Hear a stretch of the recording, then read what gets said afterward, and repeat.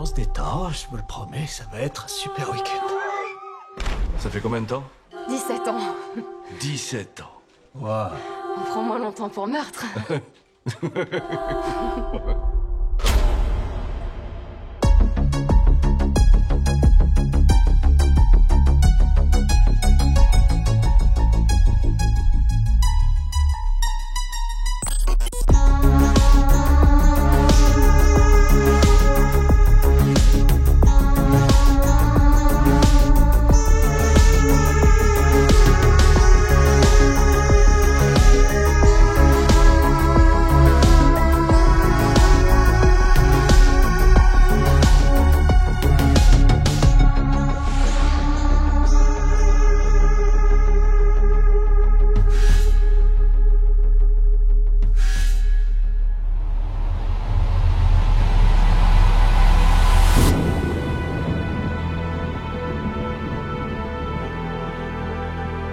Soyez les bienvenus, on se retrouve aujourd'hui pour une vidéo consacrée à Speak No Evil, film américain, croate et canadien de 2024, réalisé par James Watkins, à découvrir en salle le 18 septembre.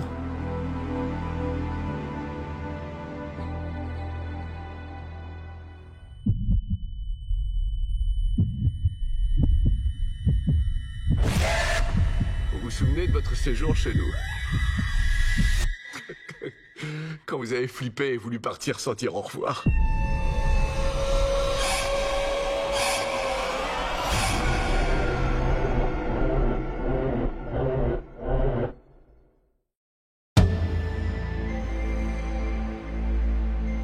Les Dalton, une famille américaine installée à Londres, passent le week-end dans la propriété de rêve d'une charmante famille britannique, Paddy, Chiara et leur garçon Ant, rencontrés en vacances en Italie. Mais ce séjour qui s'annonçait idyllique se transforme rapidement en atroce cauchemar.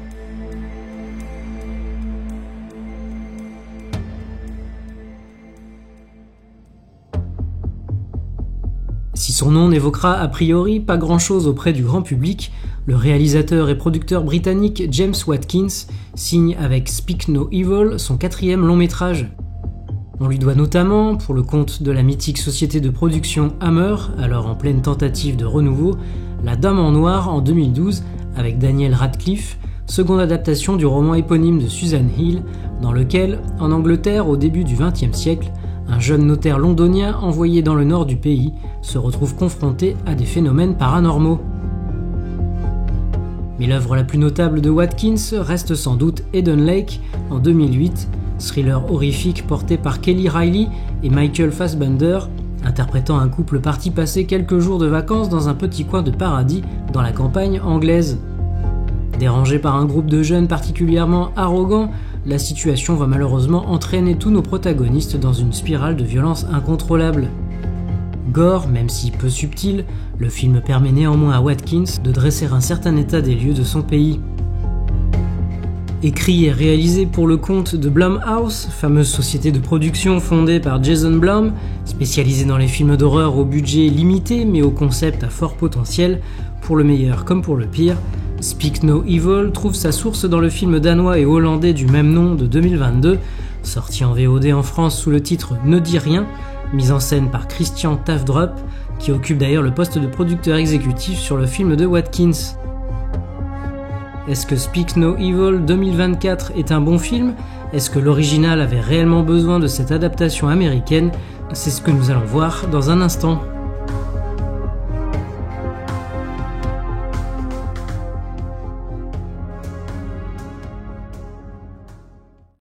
Tada! Vous êtes nos invités privilégiés. Attendez, je vous rappelle que je suis végétarienne. C'est notre offrande pour toi. C'est très... Prescription du médecin. délicieux.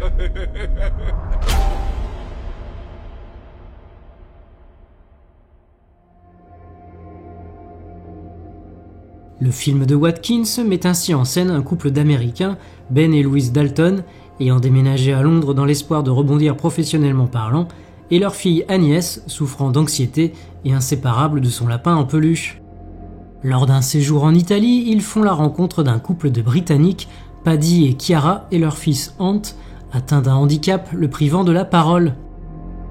Bon vivant, affable, parfois sans gêne, mais semblant profiter de chaque instant, la liberté et le lâcher-prise de Paddy et Ciara attirent la curiosité d'un Ben plutôt introverti et taciturne.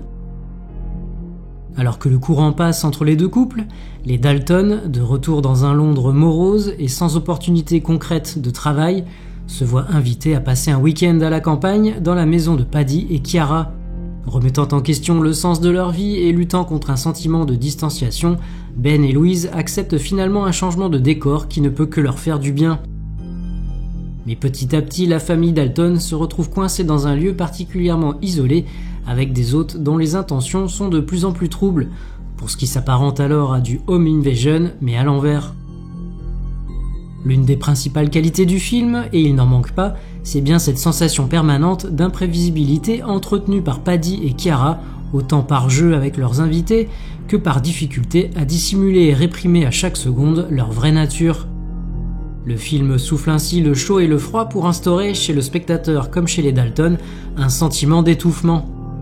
Entre scènes malaisantes au restaurant, non-respect des convictions et accès de colère envers un enfant qui n'a rien à se reprocher, Ben et Louise vont dans un premier temps trouver un tas d'excuses à des autres qu'ils ont décidément bien du mal à cerner.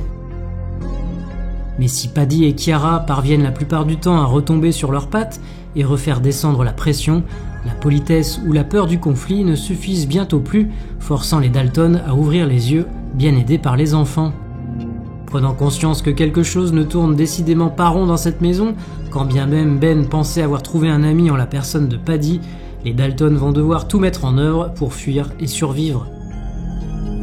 Après de réjouissantes montagnes russes, où l'humour noir et les faux-semblants ne sont pas en reste, vient donc le non moins réjouissant troisième acte et son jeu de massacre à la fois éprouvant, ludique et cathartique.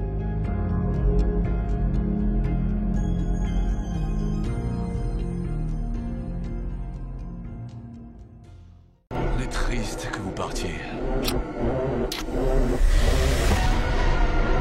On va sortir tranquillement en faisant comme si tout était normal. On fait semblant que tout est normal depuis qu'on est là. Papa ?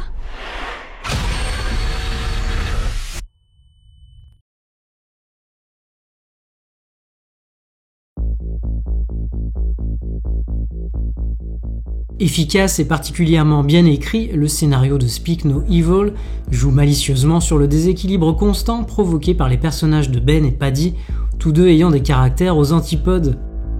Le premier, interprété par Scoot McNairy, semble subir sa vie, faisant le plus souvent preuve, au mieux d'indécision, au pire de lâcheté. Il a du mal à exprimer ses émotions et se sent dépassé, ne sachant pas comment s'adapter au monde moderne et à ses nouveaux codes. Il rêve ainsi d'authenticité, mais n'est sans doute pas réellement prêt à côtoyer le danger. À l'opposé, le charismatique Paddy, interprété par James McAvoy, se veut plus libre, considérant son mode de vie comme le plus enviable.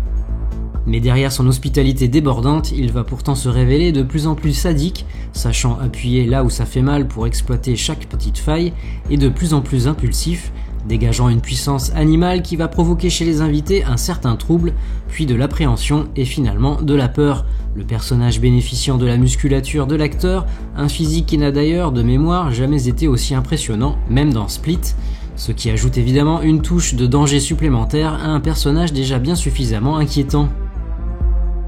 Si McAvoy ressort nettement du lot, dans un rôle qui lui convient totalement, le reste du casting ne démérite clairement pas, y compris celui des enfants, notamment Dan Houff, dans le rôle particulièrement difficile de Hant.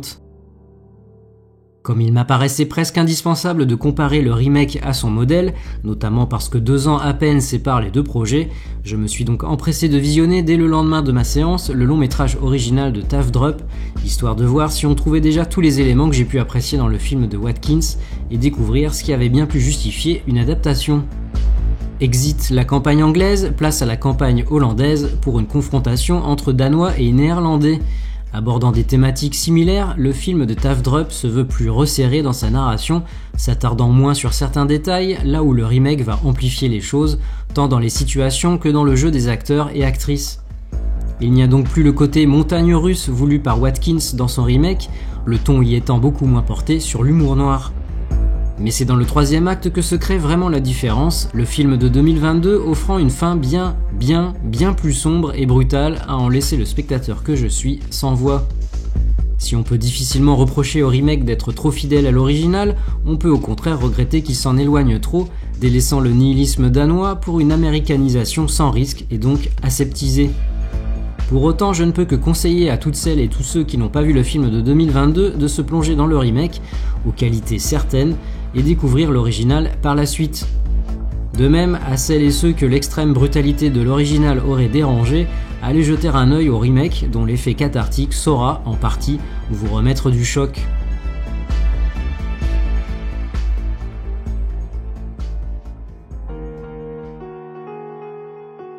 Si vous aussi vous aimez recevoir chez vous des amis fraîchement rencontrés, alors n'hésitez pas à liker, commenter, partager et vous abonner à la chaîne si ce n'est pas déjà fait.